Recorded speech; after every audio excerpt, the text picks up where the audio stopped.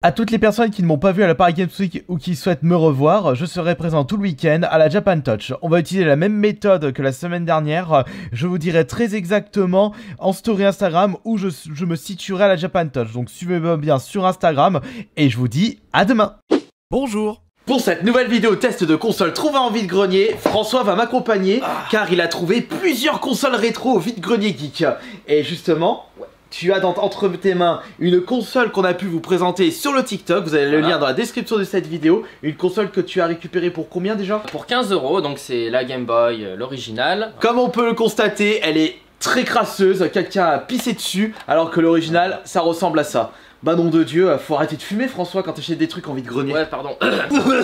Mais pour aujourd'hui, on va plutôt tester deux consoles rétro. Et ça fait un moment que je ne vous avais plus présenté ces consoles. La première question que j'ai à te poser, pourquoi tu as acheté deux Super Nintendo à ce vide-grenier? Alors déjà, les voilà. Donc il y en a une que j'ai achetée fonctionnelle. T'es sûr? Oui. Tu l'as testé sur place?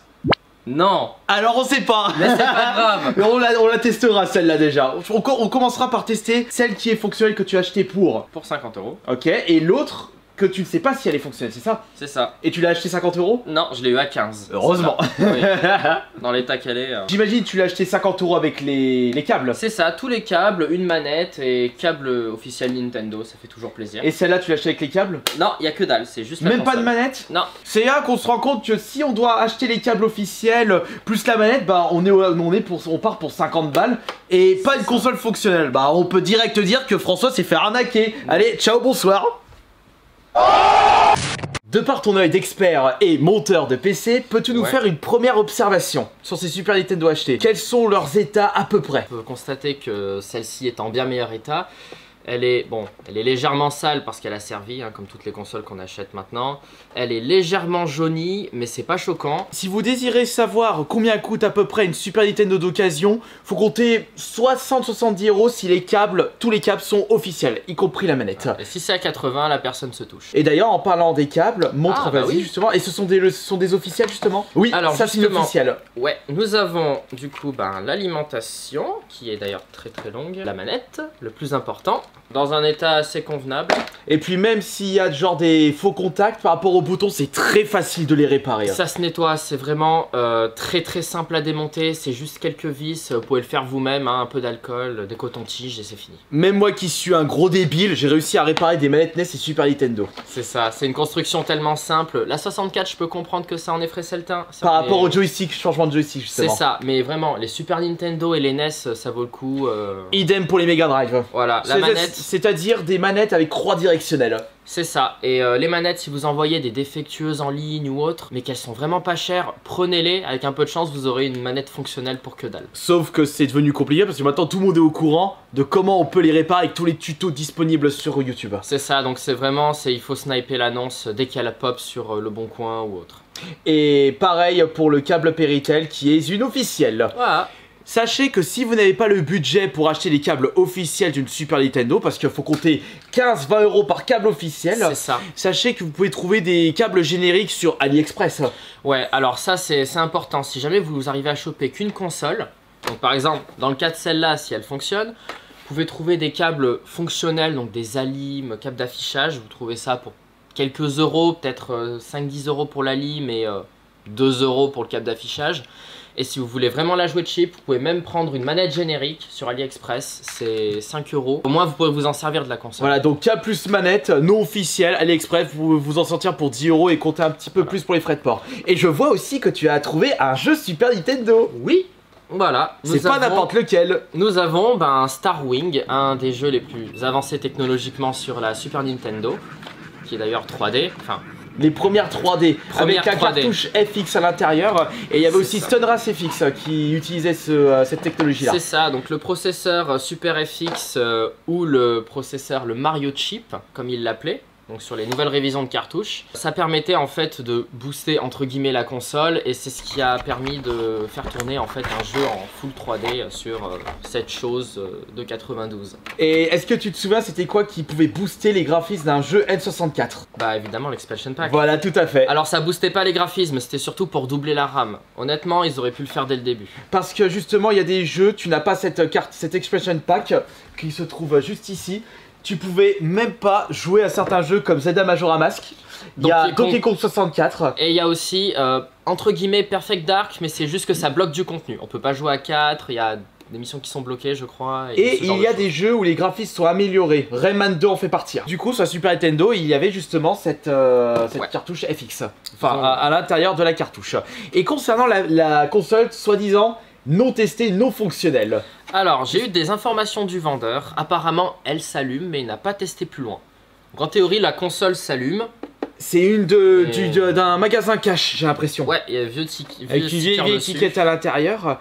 Et faut voir si celle-ci. Faut voir c'est quel modèle. Là, c'est 002. C'est les mêmes. C'est la même. C'est les mêmes modèles. C'est les mêmes révisions. Je remarque que ce sont la même visserie d'origine. Ouais, visserie d'origine. Ça fait plaisir parce que si vous avez vu sur TikTok, la Game Boy n'a pas sa visserie d'origine. C'est pas du Tri-Wing, c'est du Philips à l'extérieur. Et maintenant, nous allons tester les deux bécanes. On va commencer par tester celle qui est fonctionnelle. Enfin, normalement sur le papier. On utilisera les câbles qui ont été achetés avec.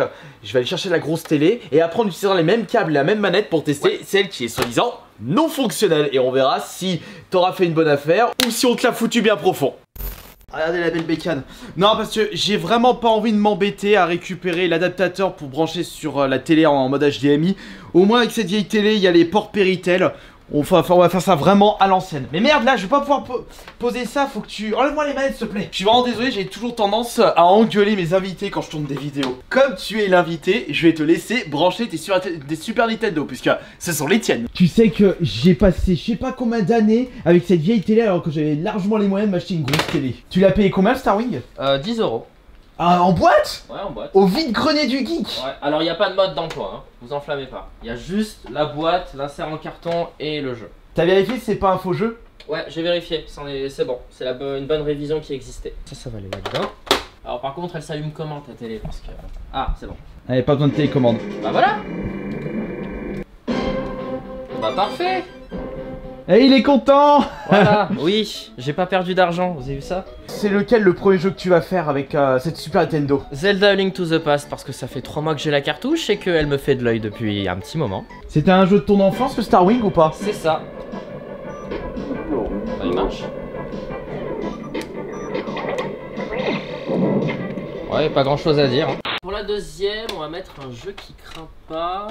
Pourquoi qui craint pas? Parce qu'en fait tu peux niquer ta cartouche si le port est pas très bon. Et t'as pas envie de bouler Starwing. Et à la place il va prendre un de mes jeux. non mais quelle enflure de première. Les Schtroumpfs. Ah non, il est bien celui-là. Non, il est pas bien. Ah, tu l'aimes pas? Non, tu le sacrifies pas. Je dois avoir un jeu de foot qui traîne. Tiens, regarde.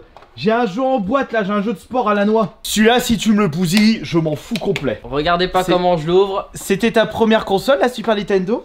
Non, c'était la Game Boy Color. Oh, les souvenirs. Ouais, Pokémon jaune. Hein. Et en console de salon du coup?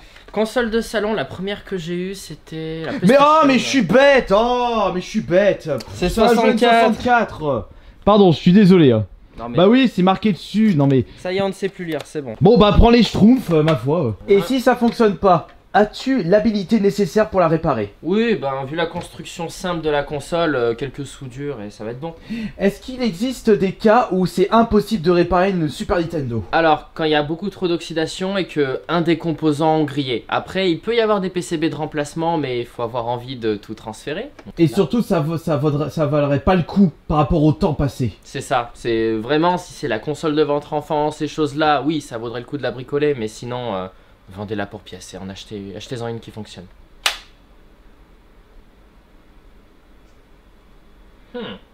Bon, on va faire le classique. Voilà. On va faire ça un peu comme ça. Va pas m'exploser la télé, s'il te plaît. Non, non, ça pète, c'est normal. C'est dû à quoi ce bruit? Bah en fait, c'est le son. C'est la carte son, ça fait pop comme quand on branche une prise jack. Maintenant, on va... Mais qu'est-ce que t'es en train de faire là? Bourrin. Je brutalise la console pour qu'on m'insulte dans les commentaires. Non, il est en train de me bousiller la cartouche Schtroumpf. Bon, après tout, c'est pas grave, c'est pas off-board. Mais non, regarde. Ah bah non. Essaye ton Starwing. C'est peut-être mon Schtroumpf, tu l'as bousillé. C'est pas vrai.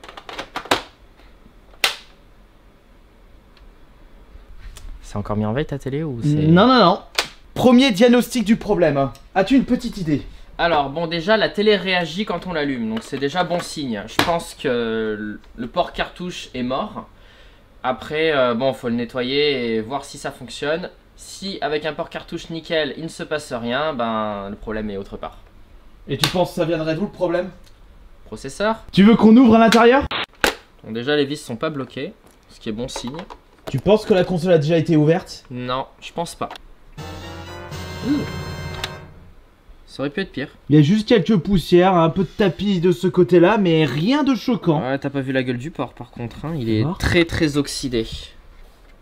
Tu penses que c'est le porc qui est mort? Ben, le reste est clean, à peu près. Peut-être remplacer les condos, mais je pense pas que ce soit nécessaire. Il faudrait voir en fait, juste en nettoyant le port s'il se passe quelque chose. Ça reste quand même quelque chose de simple. C'est super simple. La NES fait un peu plus compliqué parce que bon, c'est sur plusieurs étages, mais la Super Nintendo est vraiment une console fabriquée simplement. Attendez, la vidéo n'est pas encore finie, il s'est passé un truc d'incroyable. Il y avait une petite merde dans le port cartouche, on n'avait pas vu, et bah du coup... Et bah voilà. Et bah elle marche. Parfait. Hop, on va vérifier si le port manette fonctionne par contre. Ouais. Putain, ta console elle fonctionne du coup. Et ouais, j'ai 2 NES fonctionnels.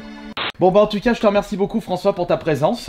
Et on te souhaite bonne chance pour cette future réparation. Merci. Et en attendant, bah t'as trouvé une Super Nintendo à 50 balles avec tous ses câbles et sa manette officielle. C'est ça. Ce qui est quand même un prix tout à fait correct pour du vide-grenier et même sur internet. Parce que sur internet faut rajouter les ports aussi. Merci beaucoup, on se retrouve plus tard pour la prochaine vidéo. Allez ciao.